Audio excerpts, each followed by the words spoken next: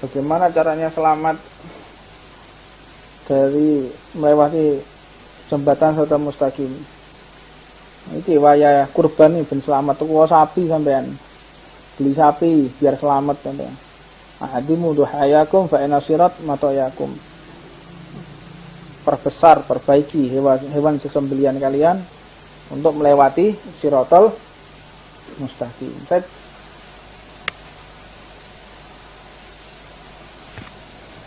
Bismillahirrahmanirrahim.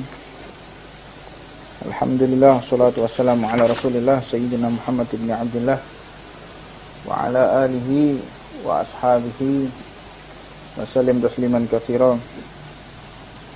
Subhanaka la ilma lana illa ma 'allamtana innaka antal alimul hakim. Rabbi shrah li sadri wa yassir li amri wahlul 'uqdatam min lisani yafqahu qawli. Alhamdulillah, puja dan puji syukur kita haturkan kepada Allah Subhanahu wa taala yang memuliakan kita dengan syariat Nabi besar Muhammad sallallahu alaihi wasallam. Maka tidak ada kemuliaan bagi kita semua kecuali mengikuti syariat Rasulullah sallallahu alaihi wasallam. Kesempatan yang sangat singkat ini saya ingin menjawab beberapa pertanyaan yang sudah diajukan.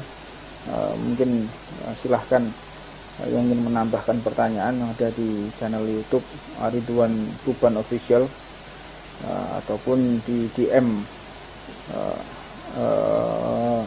Instagram Ridwan Tuban atau di akun Instagram Husain Ba'akil. Silahkan Anda ingin bertanya sembari saya menunggu pertanyaan Anda. Alhamdulillah, puja dan puji syukur kita haturkan kepada Allah Subhanahu wa taala yang memuliakan kita dengan syariat Nabi besar Muhammad sallallahu alaihi wasallam. Maka tidak ada kemuliaan bagi kita semua kecuali mengikuti syariat Rasulullah sallallahu alaihi wasallam. Kesempatan yang sangat singkat ini saya ingin menjawab beberapa pertanyaan yang sudah diajukan. Mungkin silahkan yang ingin menambahkan pertanyaan yang ada di channel YouTube Ridwan Tuban Official ataupun di DM Instagram Ridwan Tuban atau di akun Instagram Husain Ba'akil. Silahkan Anda ingin bertanya sembari saya menunggu pertanyaan Anda. Ingin membaca beberapa hadis Nabi Muhammad sallallahu alaihi wasallam. Beliau Rasulullah sallallahu alaihi wasallam memberikan beberapa arahan bagi kita yang ingin berdagang, ingin mencari rezeki, tentunya jangan sampai berbuat yang salah. Ini zaman-zaman yang bab masalah ikhtikar, masalah penimbunan. Banyak orang tidak paham bahwa menimbun itu adalah sesuatu yang diharamkan di dalam agama Islam ini. Man ikhtakara ta'aman arba'ina lailatan faqad bari minallah wa bari Allahu min. Barang siapa menimbun makanan selama 40 hari, maka Allah akan berlepas tangan darinya, dan Allah pun melepas pertanggungannya. Jadi segala sesuatu itu telah ditanggung oleh Allah. Rezeki kita itu sudah ada yang nanggung, Allah yang nanggung rezeki kita. Nggak mungkin kita nggak makan. Allah itu tanggung jawab kepada hambanya. Kalau kita punya santri, kita pasti akan memikirkan bagaimana kehidupannya, bagaimana rumah tangganya, bagaimana kesejahteraannya, itu pasti kita pikirkan lah kalau orang normal ya. Terus kemudian kalau kita punya perusahaan, tentu kita akan memikirkan gaji orang-orang yang bekerja untuk kita. Apalagi Allah yang menciptakan kita, Allah tidak akan menyia-nyiakan kita. Allah tidak akan pernah menelantarkan hambanya. Hamba yang ditelantarkan oleh Allah tidak mungkin. Pasti ada satu kesalahan sehingga hamba tersebut menjadi terlantar. Faliyadu billah min dzalik. Allahumma sallimna wa iyyakum. Jadi maka ia telah lepas dari pertanggungan Allah. Orang yang ihtikar ini, orang yang menimbun, orang yang ihtikar ini benar-benar Allah telah lepas tangan darinya. Dia lepas dari pertanggungan Allah dan Allah pun melepaskannya. Nah, ini orang terkutuk gitu. Orang yang menimbun itu sekarang ini lagi musim Covid, orang menimbun oksigen. La ilaha illallah. Orang lagi sengsara, orang lagi memperjuangkan kehidupannya, kesehatannya, Anda malah menimbun oksigen. Ini beberapa orang tertangkap gara-gara menimbun oksigen. Nah, belum lagi dulu ada yang menimbun masker, ada yang menimbun hand sanitizer, sampai orang pada panik. Hand sanitizer harganya jadi mahal, masker harganya jadi mahal. Ya, justru kalau ada wabah itu alat-alat yang dibutuhkan untuk keselamatan manusia yang harganya bukan dimahalkan, tapi justru malah diturunkan. Ini sifat manusia itu tamak. Waktunya orang benar-benar butuh masker, orang butuh perlindungan agar bisa melanjutkan kelangsungan hidupnya, justru malah dibuat kesempatan. Rakyat lagi sengsara, rakyat lagi menderita, mungkin ada sampai di PHK, gak bisa makan, gak bisa sekolah, panik, listrik mahal, biaya hidup mahal, gak ada kerjaan. Justru malah diambil kesempatan. Ini banyaknya orang mengambil kesempatan untuk dirinya, kesempatan untuk koloninya. Ini kan kita harus prihatin dengan adanya Covid ini, kan kita prihatin. Gimana caranya orang ini sudah jenuh, sumpek, suntuk, harusnya dihibur, harusnya bagaimana merajut persaudaraan, merajut ukhuwah. Namun semua itu kembali kepada diri kita masing-masing, pribadi masing-masing. Kita tidak bisa memaksakan kehendak orang. Allah aja tidak memaksa untuk memeluk agamanya. La yukraha fiddin, tidak ada paksaan di dalam agama. Agama ini bukan agama yang memaksa. Bahkan kalau ada orang masuk ke dalam Islam, dia dalam keadaan mabuk, enggak sah Islamnya. Dia dalam keadaan ditekan, dia dalam keadaan terpojok, atau dia dalam keadaan ditipu, atau bagaimana, atau dirayu dengan harta, itu dibayar supaya dia masuk Islam, diiming-imingi, itu tidak sah keislamannya. Harus ikhlas, dalam keadaan sadar, dalam keadaan balik. Ya, kalau dikatakan dalam istilah fikihnya itu tamyiz. Tamyiz, bisa ngerti kanan, ngerti kiri, bawah, atas. Ngerti ini uang 5.000, 10.000, 50.000, 100.000. Kadang-kadang kanan kiri nggak tahu, duit tahu, yang repot ini. Rumahnya mana nggak tahu, namanya siapa lupa, duit gak lali. Itu yang repot di orang sekarang ya. Urusan duit aja nggak ada yang pikun. La ilaha illallah Muhammad Rasulullah. Nah, bagaimana penderitaan rakyat yang semakin kasihan, semakin parah.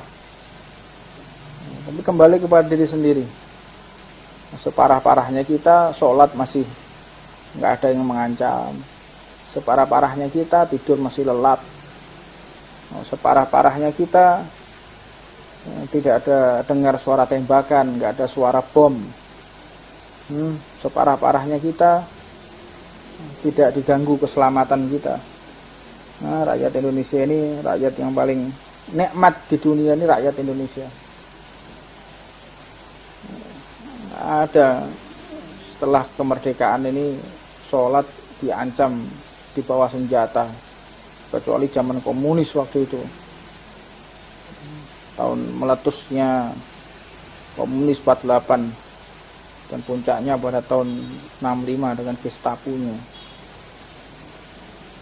Setelah itu sudah tidak ada lagi komunis.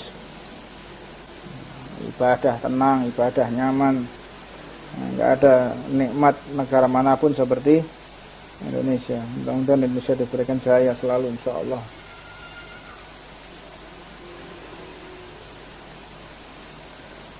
Nabi Muhammad SAW mengatakan al-jalibu marzukun. Orang yang melebihkan makanan untuk orang lain, dia akan dijamin rezekinya oleh Allah. Banyak-banyak berbagi makanan ke orang lain, banyak berbagi rezeki. Wal muhtaqiru mal'unun. Sedangkan orang yang menimbun makanan, menimbun makanan untuk orang lain, bukan menimbun makanan untuk dirinya, tidak. Dia menimbun makanan untuk dirinya. Ya, namanya nabung ya. Nabung.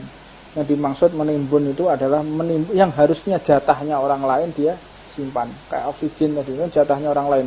Dia simpan di gudang. Jatahnya orang lain panen raya, tapi dia simpan nunggu harga yang tinggi baru dijual. Anda menimbun itu. Wal muhtaqiu mal'unun. Dia akan dikutuk oleh Allah Subhanahu wa taala, dilaknat. Waliyadzubillah min dzalik. La yahtakir illa khati'un.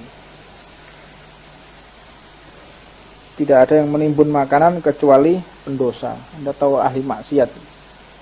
Ahli maksiat, para pendosa itu sukanya nimbun makanan, lombok, gula. Apalagi masih ditimbun apa biasanya? Susu. Masa iso susu ditimbun? Oh iya, ditimbun ya. Susu aja ditimbun. Kalau ya dibilang balik. Kalau bawang kan tidak bisa ya. Kalau bawang itu kan tidak bisa, kan cepat ya. Duduk sini ya kita. Man ihtakara ta'aman arba'ina yauman, barang siapa yang menimbun makanan selama 40 hari. Tsumma tasaddaqa bihi lam yakun lahu kafaratun. Ketahuilah bahwa perbuatan kemudian dia menyedekahkannya, ketahuilah bahwa perbuatan ini masih belum menggugurkan dosanya. Anda nimbun sampai 40 hari. Setelah itu disedekahkan, Anda tetap berdosa, bukan menggugurkan dosa.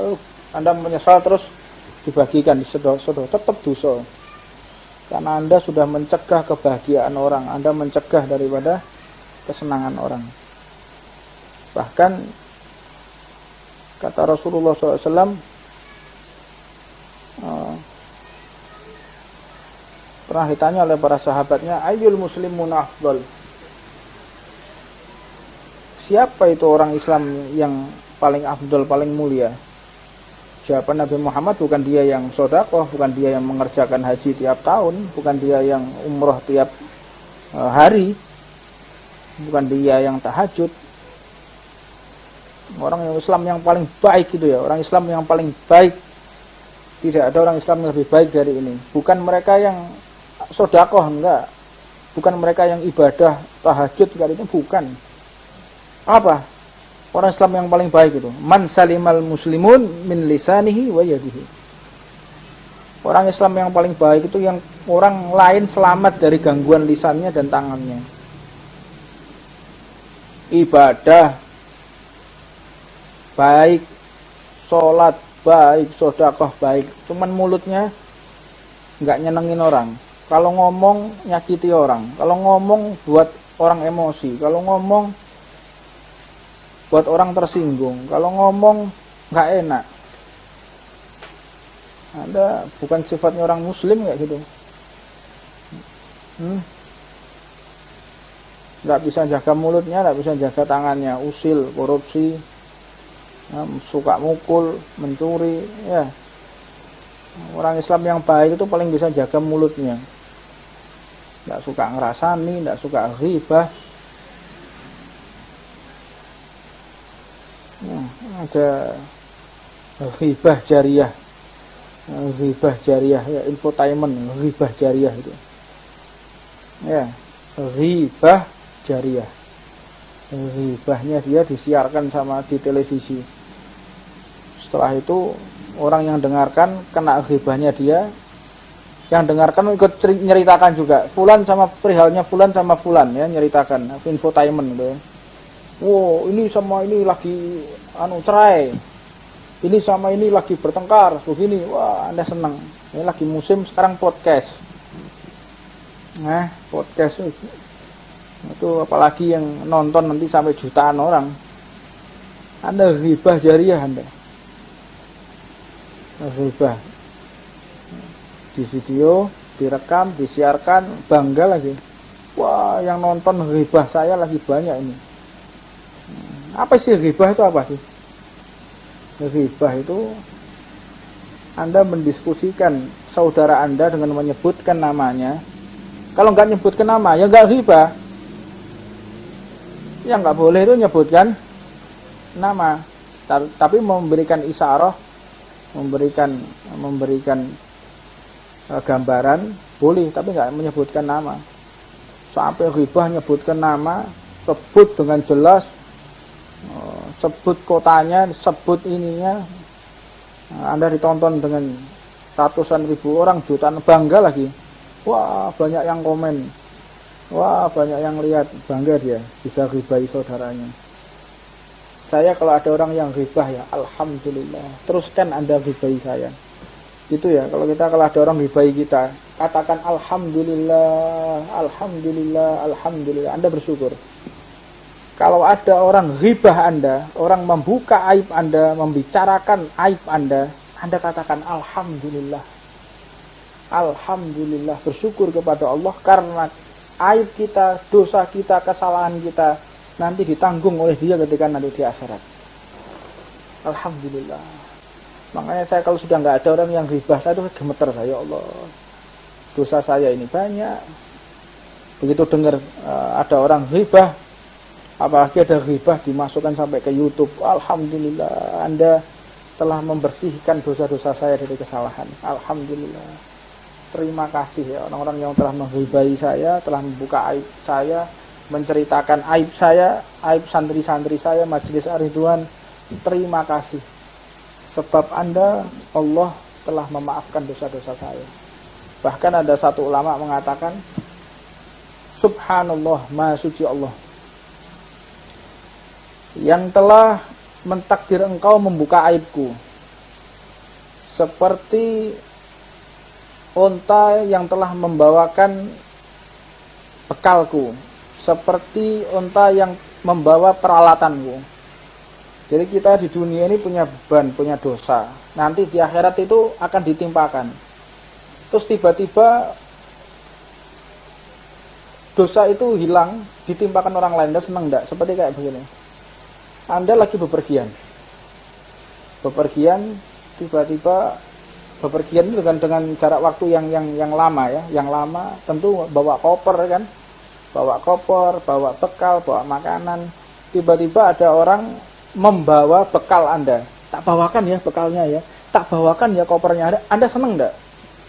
Anda perjalanan mau ke tempat yang jauh, tiba-tiba ada orang melayani Anda dengan membawa bekal, dengan membawa tas. Anda senang enggak? Alhamdulillah senang. Ini ibarat ketika Anda di dunia, Anda melakukan dosa, Anda melakukan satu kesalahan, kemudian ada orang yang mengambil dosa Anda, kesalahan Anda. Ibaratnya seperti itu. Alhamdulillah. Nah, ada orang sampai ghibah, ada ghibahi saya buat video. Alhamdulillah. Terima kasih ya Allah, kebetulan Engkau masih mencintai aku. Dengan menghapuskan dosa-dosaku, dengan Engkau kirimkan orang-orang yang mengambil dosa-dosa saya dan beserta santri, beserta para pecinta. Alhamdulillah. Ya, sering-sering ghibah. Na'udzubillah min dzalik, wal iyad billah min dzalik. La ilaha illallah Muhammad Rasulullah. Ini kalau Anda dighibahi, dirasani sama orang, bersyukur ya, karena dosa Anda diambil oleh mereka. Innal hakirina wa qatalatun nufus yahsyuruna yaumal qiyamah ma'an. Sesungguhnya para penimbun, orang-orang suka menimbun hartanya, menimbun makanan,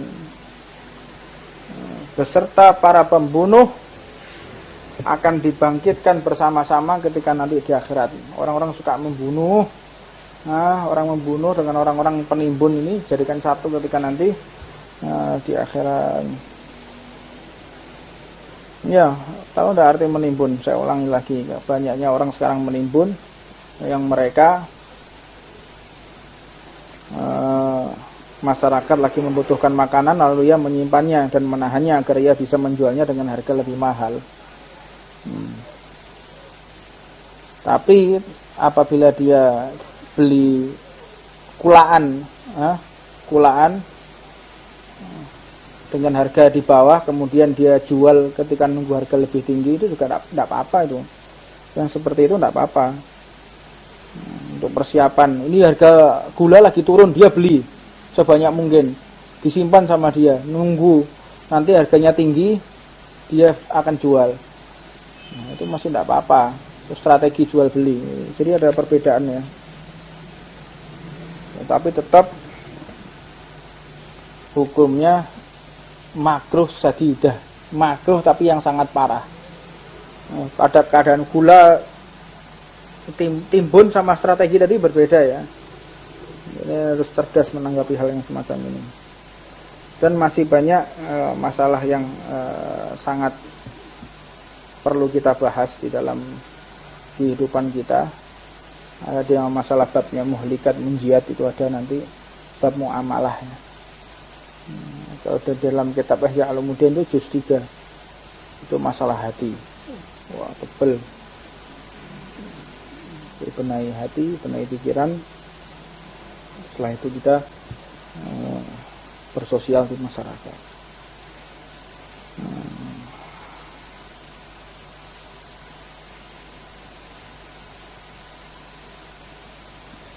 Makanya para salafun shalihin itu paling enggak senang jual beli makanan, enggak mau dia jual beli makanan. Kebanyakan orang-orang soleh itu enggak ada yang jual beli makanan, enggak, takut dia. Karena ini adalah berkaitan dengan kebutuhan pokok masyarakat, enggak ada barokahnya. Jual beli makanan itu enggak ada barokahnya, yang sifatnya bahan makanan pokok enggak ada barokahnya itu. Karena ta'atsarun nas, bisa menggores hatinya orang.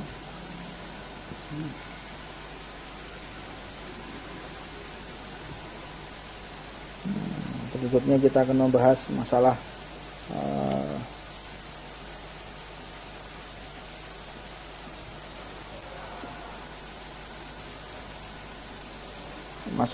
pengharaman riba.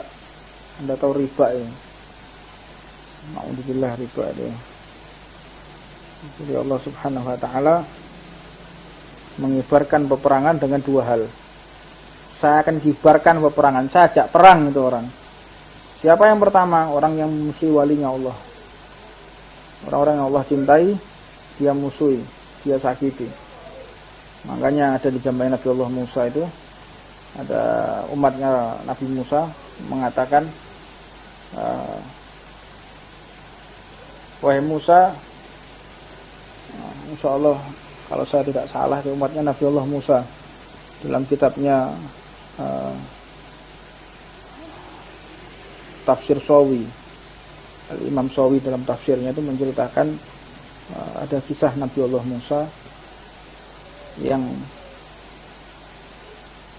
ada satu orang mengatakan ke Nabi Allah Musa, sampaikan wahai Musa, kalau Allah tidak mengabulkan doaku, aku akan sakiti Allah, aku akan lukai Allah.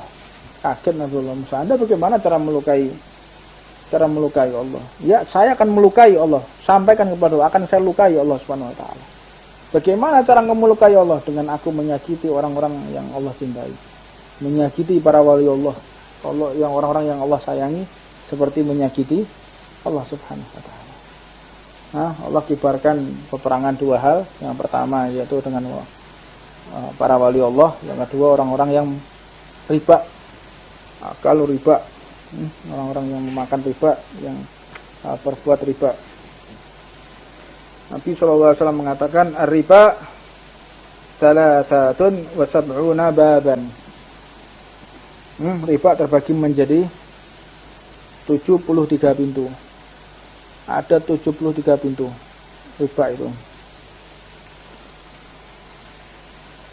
Aisaruha mithla an yankaha rajul wa ummuh. Paling ringannya riba dosanya itu seperti orang yang zina dengan ibunya sendiri.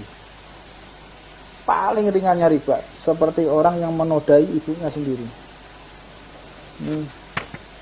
Bayangkan ya Pak, Anda sudah di luar nalar, di luar fantasi sudah, gimana menodai ibunya sendiri, dosanya kayak apa? Mengatakan kepada orang tua, membantah orang tua, menggores perasaan hati orang tua. Sebegitu besar murka Allah. Sebagaimana sering saya ceritakan sahabat Sayyidina Alqamah radhiyallahu taala anhu, tidak bisa wafat dalam keadaan hampir wafat dalam keadaan su'ul khatimah karena menyakiti perasaan ibunya. Ini orang yang makan riba ini seperti orang yang menodai ibunya. Bahasanya itu bahasanya Rasulullah itu, Nabi Muhammad itu ya,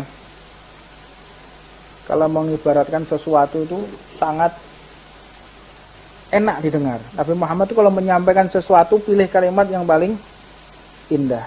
Nasihatnya Rasulullah itu. Mithlu an yankaha rajulu ummuh, seperti orang yang menikah dengan ibunya. Maksudnya apa? Menikah dengan ibunya, menodai ibunya. Tapi kalimatnya Rasulullah lihat, seperti orang yang menikahi ibunya. Padahal yang dimaksud itu orang yang menodai, yang menzinai ibunya. Itu Nabi Muhammad. Ketika Rasulullah menasihati sahabat, ada sahabat punya istri, sahabiah ya. Ada sahabat punya istri. Ya. Ada sahabat punya istri sahabiah. Sebentar. Taklim.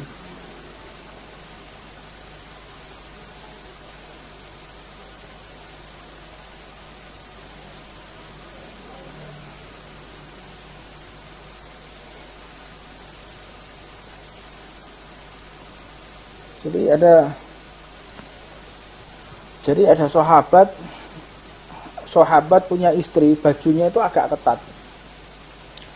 Sahabat ini bajunya agak ketat, jadi sampai kelihatan pinggulnya. Jadi orang kalau pakai baju kelihatan pinggulnya sampai ngapret gitu, Anda seperti telanjang hukumnya. Makanya harus pakai jubah sehingga tidak kelihatan bentuk tubuhnya. Yang repot sekarang ini pakai jubah tapi ngapret, ini paling ruwet ini. Maksudnya pakai jubah itu supaya tidak kelihatan bentuk tubuhnya. Kalau kita melihat istri Rasulullah, para anak cucu Rasulullah, para sahabat yang mengikuti Rasulullah, kalau mereka itu dari depan dan belakang sampai nggak kelihatan, mana depan, mana belakang, kalau berdiri, mana belakang, mana depan, nggak kelihatan. Kecuali kalau jalan, ini depannya, ini belakang, baru orang itu tahu. Mana depan, mana belakang nggak kelihatan. Pakai hijab semua, tertutup semua. Radhiyallahu ta'ala anhum wa ardhahum wa nafa'anallahu bi'ulumihim. Mereka para sahabiah, para istri Rasulullah SAW, para istri sahabat Nabi Muhammad. Jadi sahabat Nabi ini punya istri, terus bajunya ngecap. Kata Rasulullah, itu bentuk pinggulnya kelihatan. Mohon maaf kalau saya berbicara terlalu vulgar. Sampai bentuk pantatnya itu kelihatan, tampak gitu. Nah, Nabi Muhammad ingin menegur. Apa kata Rasulullah? Bukan lihat tuh pinggulnya istrimu kelihatan. Enggak, Nabi Muhammad. Bentuk pantatnya istrimu kelihatan. Enggak kayak gitu Rasulullah. Apa kata Rasulullah? Itu loh bentuk tulangnya. Tulangnya istrimu kok sampai kelihatan. Jadi memilih ketika ingin menyampaikan pesan-pesan agama itu, pesan-pesan syariat, memilih kalimat yang paling enak didengar, yang paling membuat orang itu tidak tersinggung, yang paling membuat orang itu menerima. Makanya sahabat itu ketika Rasulullah bersabda, ketika Rasulullah mengajarkan sesuatu, diterima. Kenapa? Rasulullah pandai memilih kalimat yang paling tepat untuk didengar. Dan Rasulullah mengerti waktu yang paling tepat untuk menyampaikan. Waktunya harus tepat, kalimatnya harus tepat. Jadi orang itu simpatik dengan dakwah ini. Orang itu senang dengarkan orang dakwah, dengar orang ceramah, senang, tertarik dia. Enggak ada orang yang tersinggung. Makanya hebatnya Wali Songo itu. Hebatnya Wali Songo. Ketika beliau menyampaikan dakwah ini, Sabang sampai Merauke itu semuanya masuk Islam. Yang hebat apa? Tidak ada orang yang tersakiti hatinya. Hebat ya? Memasukkan orang ke dalam Islam, mengenalkan orang kepada Islam, tidak ada satupun peperangan. Ada peperangan ceritanya, perang di dunia, perang di Indonesia ketika menyebarkan agama, tidak ada. Nah, karena memang mulai zamannya Rasulullah sampai sekarang menyebarkan agama dengan berperang itu belum ada sejarah. Jadi kalau ada orang menyebarkan agama, mengatakan jihad, untuk apa engkau jihad? Untuk menyebarkan agama. Kadzab Anda, kadzab. Nabi Muhammad itu jihad, perang, tapi bukan untuk menyebarkan agama, untuk menegakkan keadilan. Jadi tidak ada ceritanya Rasulullah itu berperang untuk menyebarkan agama, enggak ada. Rasulullah berperang itu untuk merebut harta yang dulu pernah dicuri di peperangan Ahlul Badar, peperangan Badar. Jadi ada Abu Sufyan dengan membawa hartanya. Harta tersebut adalah hartanya orang Islam yang dulu dicuri. Nah, akhirnya bukan dalam rangka untuk mengenalkan orang, bukan dalam rangka menyebarkan agama dia berjihad, tidak. Untuk mengambil harta yang dulu dicuri. Makanya diadakan peperangan. Peperangan apapun, semuanya untuk menegakkan keadilan, bukan untuk dalam rangka menyebarkan agama. Salah Anda. Anda jihad untuk apa? Untuk lil-i'la kalimatillah. Jihad untuk mengagungkan nama Allah.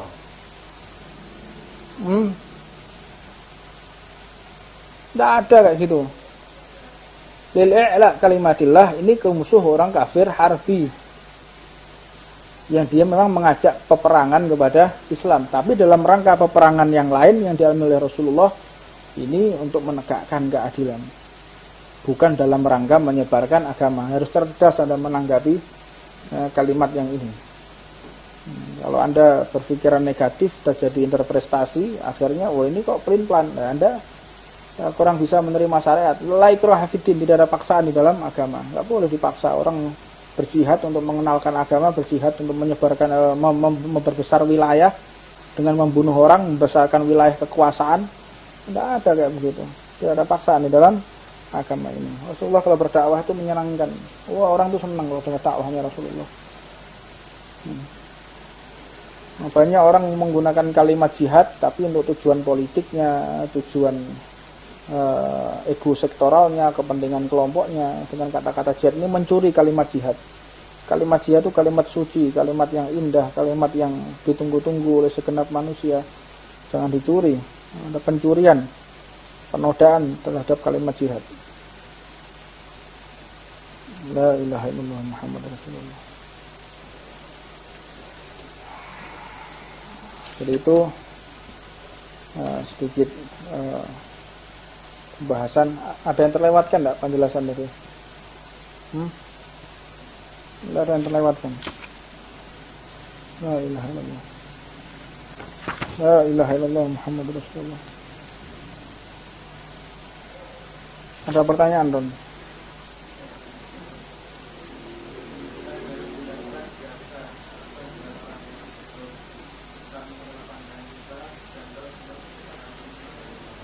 Bagaimana caranya kita berurusan dengan orang yang egois?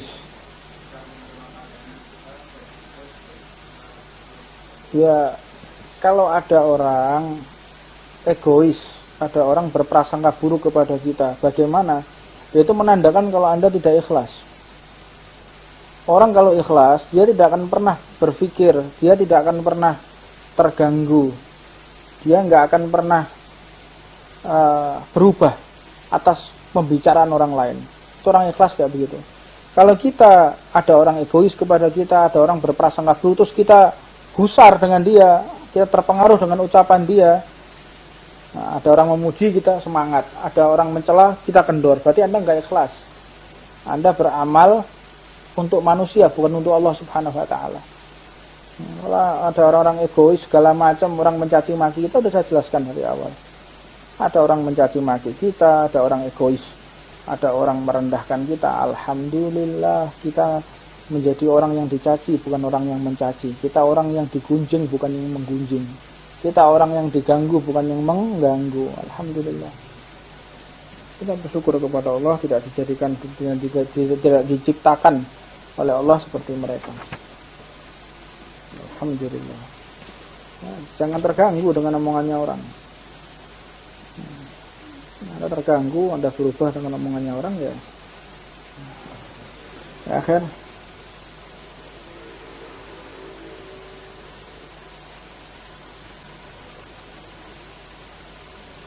Saya akan mencoba membaca beberapa pertanyaan yang ada di sini.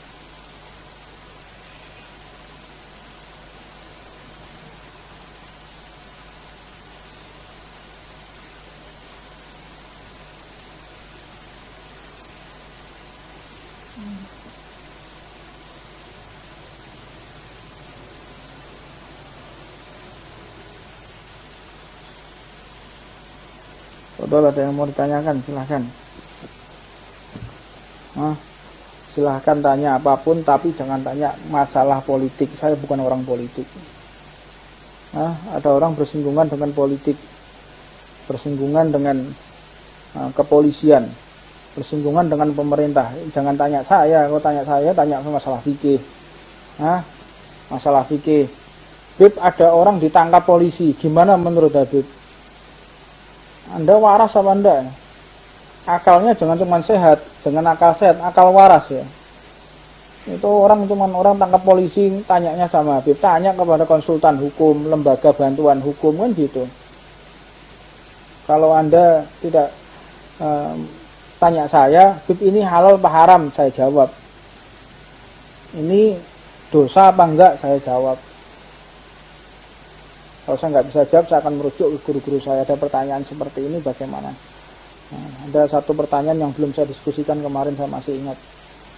Dosanya orang pelajar, utangnya orang pelajar. Jadi ada seorang siswa yang dia punya tanggungan di sekolahan. Yang dosa itu yang nanggung orang tuanya apa dirinya. Nah, itu belum saya diskusikan, tetap masih ada dalam pikiran saya. Insya Allah saya akan konsultasi dengan beberapa senior para fuqaha ahli fikih dalam Bakhtul Masail. Tanya sama saya urusan seputar fikih, tafsir, kayak gitu, hukum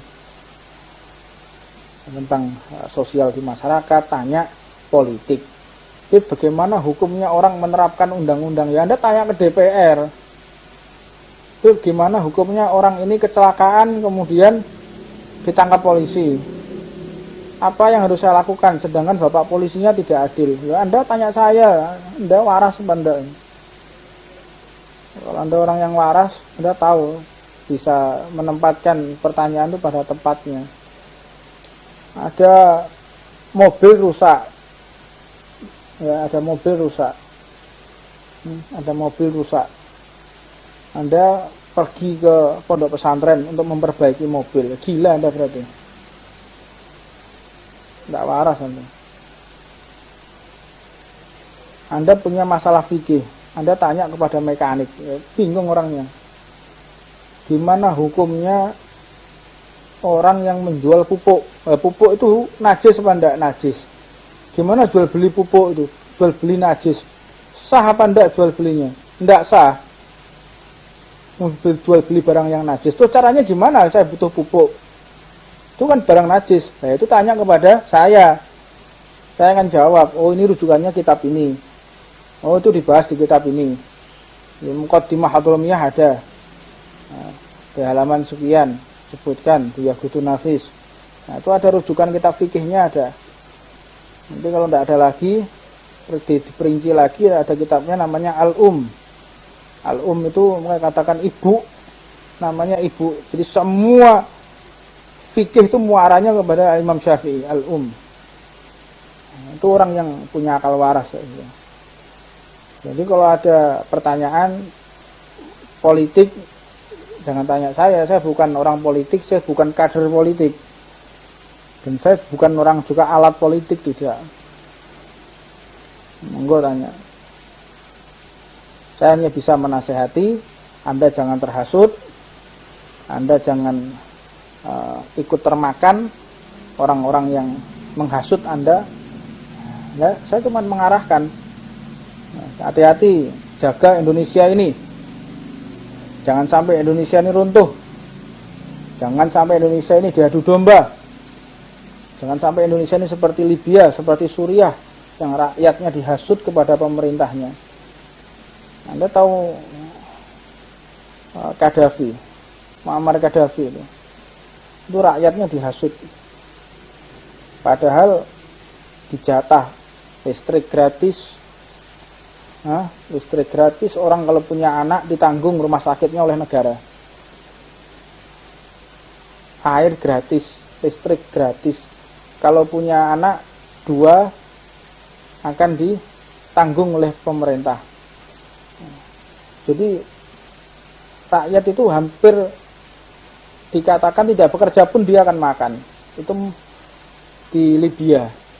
Tapi ya namanya Libya dihasut rakyatnya sehingga menggulingkan pemerintahnya sendiri. Nah itu ya jangan sampai ada di Indonesia. Rakyatnya dihasut. Indonesia berulang kali ingin diruntuhkan, ya, dengan rakyatnya dihasut. Hati-hati jangan sampai dihasut, jangan termakan hasutan orang. Berprasangkalah yang baik kepada pemerintah, berprasangka baiklah kepada siapapun. Itu tugas saya. Bukan berarti saya alat politik. Anda kurang cerdas dalam menanggapi sesuatu.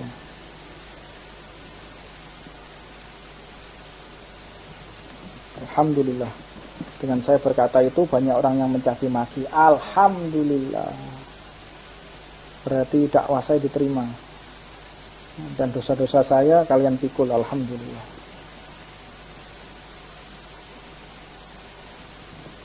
Ada pertanyaan lain?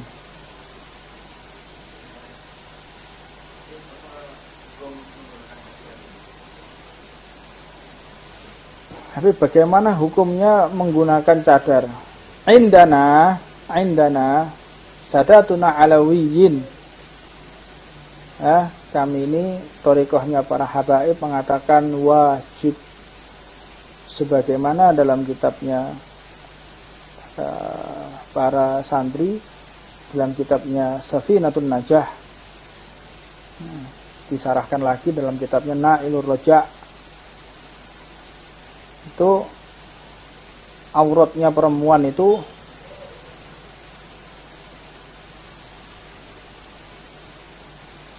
fi jami'i badaniha, jadi seluruh anggota tubuhnya itu aurat indana bagi kita. Tapi auratnya perempuan ketika di dalam sholat jami'i badaniha masih wal wajhi wal kaffain, seluruh badannya kecuali wajah dan telapak tangan. Telapak tangan dan wajah ini bukan yang harus ditutupi, malah nggak sah sholatnya kalau ditertutup. Dua telapak tangan. Hati-hati orang kalau sholat sampai kelihatan atasnya ini nggak sah. Indana Imam Syafi'i. Madhab yang lain ya silahkan Anda. Kalau saya orang Nahdiyah, Mbah Hasyim Asy'ari, Mbah Wahab Hasbullah, Syekhana Khalil Syafi'i. Demikian. Terus bagaimana orang yang kelihatan wajahnya? Ada ulama yang mengatakan memang itu bukan aurat. Sebagaimana dalam sholat tidak sebut sebagai aurat. Ya silahkan botol. Tapi kalau Anda bertanya kepada saya, istri saya pakai cadar, ibu saya pakai cadar. Sebagaimana istri Nabi pakai cadar, istri sahabat Nabi juga pakai cadar. Jadi cadar itu bukan budaya. Ada orang mengatakan cadar itu budaya. Dari mana cadar kok budaya? Anda tahu orang-orang Arab jahiliyah itu. Orang Arab jahiliyah itu kalau berpakaian sampai disifati dalam Al-Quran orang-orang Arab ya. Tabarujal jahiliyah itu. Tabaruj. Orang-orang Arab itu difirmankan oleh Allah tabarujal jahiliyah. Tabaruj ya. Bagaimana? Dia pakai imamah, pakai surban, tapi nggak pakai kopiah. Sampai Rasulullah mengatakan farqu baini wa bainal musyrikin ama'im ala qalanisi. Perbedaan kita dengan orang musyrik, orang yang tidak beriman, kalau pakai surban, pakai kopiah dulu, baru pakai imamah. Tapi kalau orang-orang musyrik, dia langsung imamah tanpa menggunakan kopiah, sama pakai surbannya. Kemudian mereka pakai jubah, ya pakai jubah. Jubahnya orang Arab jahiliyah itu sampai kelengsreh, kayak manten gitu ya, kelengsreh. Nah, sampai ada yang dikatakan jangan sampai isbal.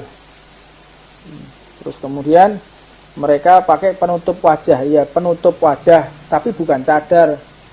Penutup wajah itu kelihatan wajahnya dengan kain yang tipis, menutup wajah yang tipis, kelihatan lehernya, terus kelihatan rambutnya. Ya, jadi tertutup begini, kelihatan matanya begini, terus rambutnya diure-ure, rambutnya diurai. Itu orang Arab ya begitu, rambutnya diurai, kemudian bajunya sampai kelihatan pusatnya, ditonjolkan buah dadanya, kayak begitu. Anda kalau lihat film India, yang suka film Bollywood, itu Anda lihat model-modelnya hampir-hampir seperti itu. Nah, jadi mengatakan cadar itu bukan budaya. Mana ada namanya cadar kok budaya? Cadar itu syariat, perintah Allah, dan tidak ada sebelumnya pakai cadar. Ya ada Rasulullah yang mengajarkan, dulu mereka tabaruj, orang-orang Arab itu dengan perintah dengan menggunakan niqab, menggunakan hijab. Sampai sedemikian rupa ajaran Rasulullah Shallallahu Alaihi Wasallam. Ini bukan budaya. Surban itu bukan budaya. Imamah bukan budaya. Tapi sunnah Rasulullah Shallallahu Alaihi Wasallam. Beda. Pakaian Arab dengan pakaian Rasulullah itu beda. Begitu. Ada pertanyaan yang lain? Fadhol.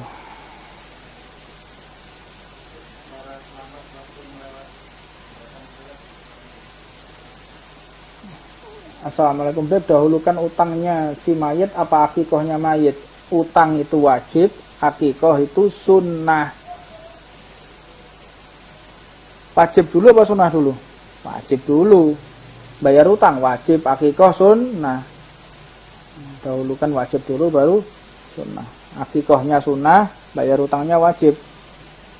Ada orang utang untuk akikoh, ruwet Anda berarti. Ada orang utang untuk bayar, untuk kurban, Anda biar otak Anda nggak waras ya. Hewan kurban itu hukumnya apa? Sunnah. Tapi sebagian ulama mengatakan wajib di dalam satu kelompoknya. Tapi wajib yang dia bisa bayar. Tapi kalau sampai dia wajib untuk utang-utang ya jadi gak wajib. Mana? Gitu. Ya peran. Bagaimana caranya selamat dari melewati jembatan serta mustaqim? Iki waya kurban ini ben selamat tuku sapi sampean. Beli sapi biar selamat sampean.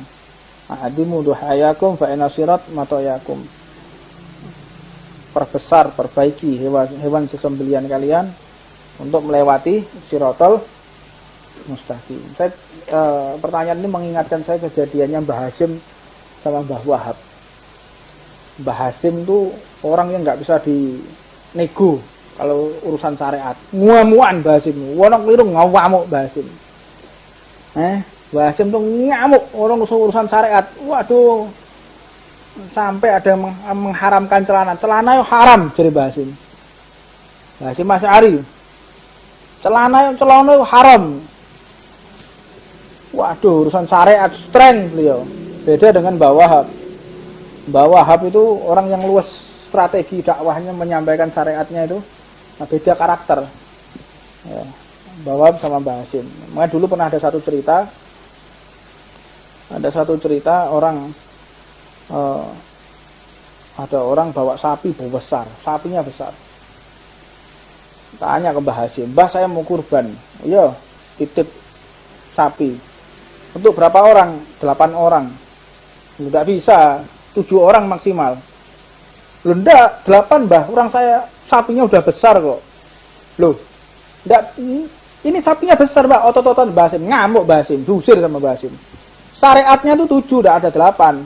Ngarang sampean ini. Akhirnya pergi kepada Mbah Wahab, sampai Mbah Wahab.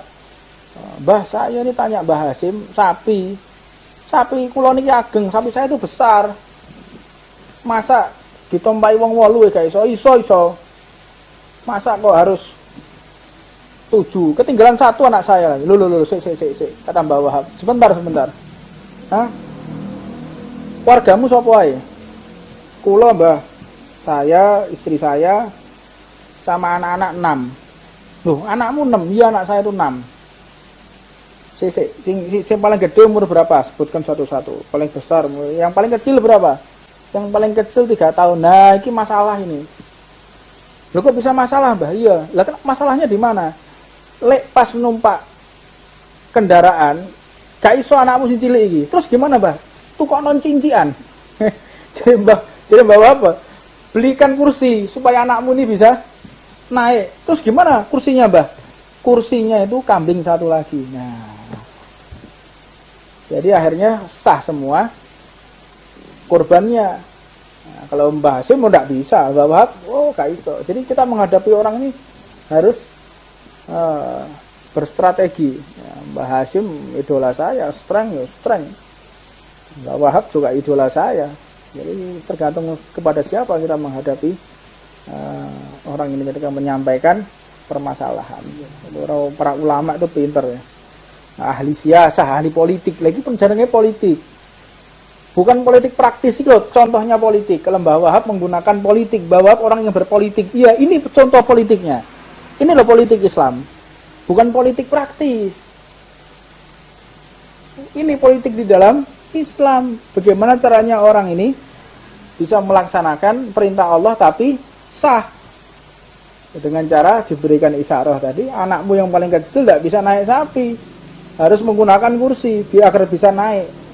Apa kursinya? Kambing 1 lagi. Akhirnya sah semua kurbannya. Nah, namanya politik ya. Jadi Anda harus tahu gimana sih politik dalam agama. Ini contoh kecilnya. Nah, banyak hal di dalam orang itu menjelaskan syariat Rasulullah SAW. Ini bisa saya sampaikan, mudah-mudahan ada manfaatnya buat semua. Apabila ada salah-salah kata, ada pertanyaan yang belum terjawab, insya Allah kita akan jawab di keesokan hari, di kesempatan berikutnya. Mudah-mudahan kita semua diberikan sehat dan panjang umur. Rabbana atina fid dunya hasanah wa fil akhirati hasanah wa qina adzabannar wa 'allamna wa sayyidina al-habib wa sallallahu alaihi wa sallam wa alamana ma syaikhana abra wa